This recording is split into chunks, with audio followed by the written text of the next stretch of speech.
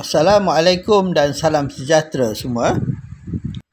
Alhamdulillah kami ada terima satu tempahan iaitu untuk memasak kari kambing yang pekat dan kurang pedas untuk lebih kurang 40 orang.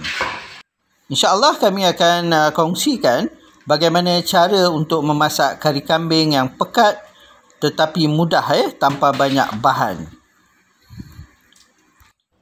Kari kambing yang pekat memang sedap dan amat sesuai dimakan dengan nasi putih, nasi minyak ataupun dibuat pencecah roti canai, chapati ataupun roti biasa. Memang sedap Juga menjadi kegemaran pelbagai keturunan dan bangsa Melayu, Cina, India dan lain-lain. Apakah bahan-bahan yang diperlukan dan cara untuk memasak kari kambing yang pekat dan sedap?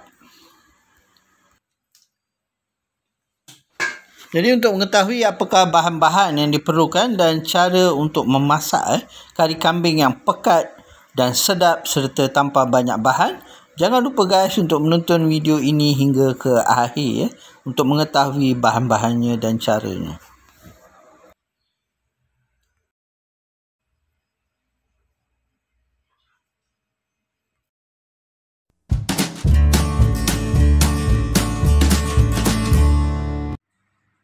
Sebelum tu guys, jangan lupa untuk subscribe, like serta tekan tombol loceng. Inilah antara bahan-bahan yang diperlukan untuk memasak kari kambing untuk lebih kurang 40 orang. Ini ialah kambing sebanyak lebih kurang 4 kilo yang kami telah potong, basuh dan bersihkan dan kita telah tapis supaya kurang air. Ini pula ialah ubi kentang sebanyak 2 kilo dan kalau nak lebih boleh dilebihkan, jika tidak minat boleh kurangkan. Ini seperti kebiasaan kita akan menggunakan rempah 4 sekawan terdiri daripada kulit kayu manis, bunga lawang, buah pelaga dan juga cengkeh. Ini pula ialah serbuk rempah kari daging dan kita pakai lebih kurang 300 gram. Disebabkan permintaan pelanggan untuk kari itu jangan pedas, kita hanya pakai lebih kurang 300 gram cili kisar. Dan ini pula ialah bahan kisar yang terdiri daripada bawang, bawang putih dan halia.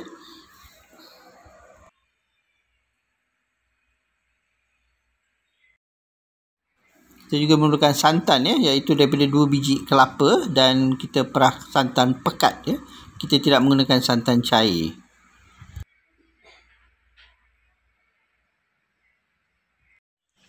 Dan pastinya kita boleh menggunakan daun kari untuk menaikkan bau harum dan memberi rasa yang lagi sedap. Selain itu kita juga akan masukkan daun ketumbar dan daun ketumbar ini akan kita masukkan sebagainya ketika masak dan sebahagian kita akan tabur selepas siap masak. Selain daripada itu kita juga akan menggunakan air sebanyak 1000 ml. Jom kita tengok bagaimana cara untuk memasak kari kambing yang pekat dan sedap, insya-Allah.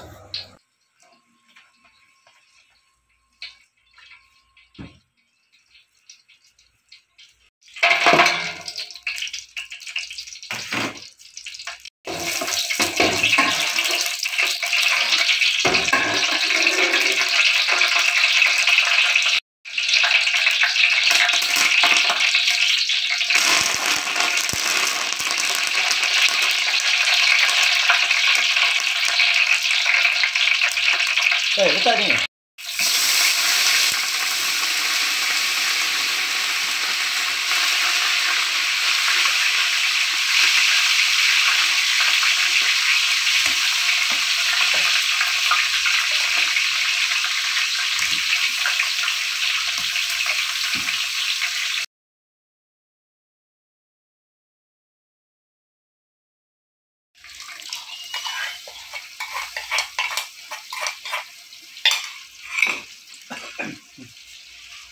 Letak separuh.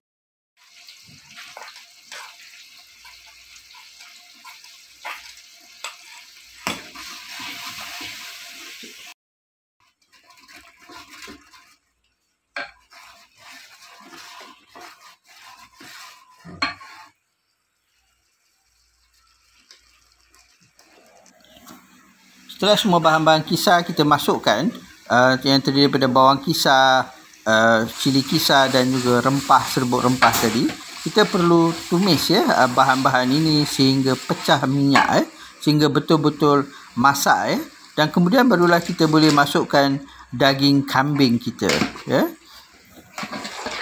Jika tidak nanti setelah masak kita akan masih terasa rempah, rasa rempah mentah pada masakan kambing kita. Jadi sebelum itu kita kena pastikan bahan-bahan tumis tadi itu dimasak dengan betul sehingga pecah minyak dan hilang rasa mentahnya.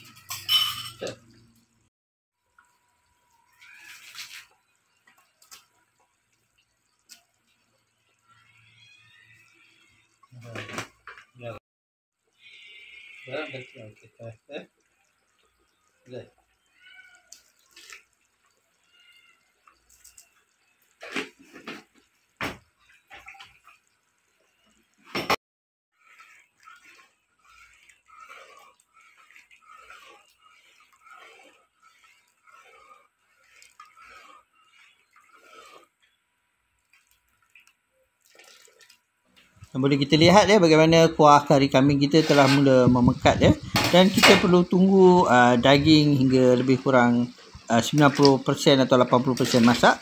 Bolehlah kita masukkan ubi kentang, dan apabila ubi kentang telah masak, daging kambing pun pastinya akan empuk,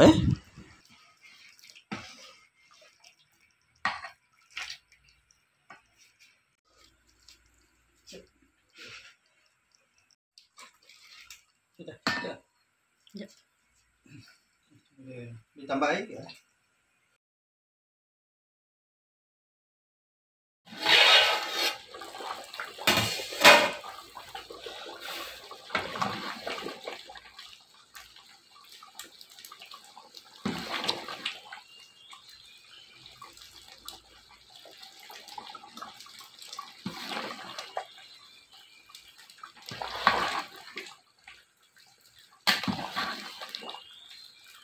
Alhamdulillah, kari kambing pekat kita telah siap masak, dan bolehlah kita masukkan ke dalam bekas ataupun tray sebelum kita hantar kepada pelanggan yang telah menempah.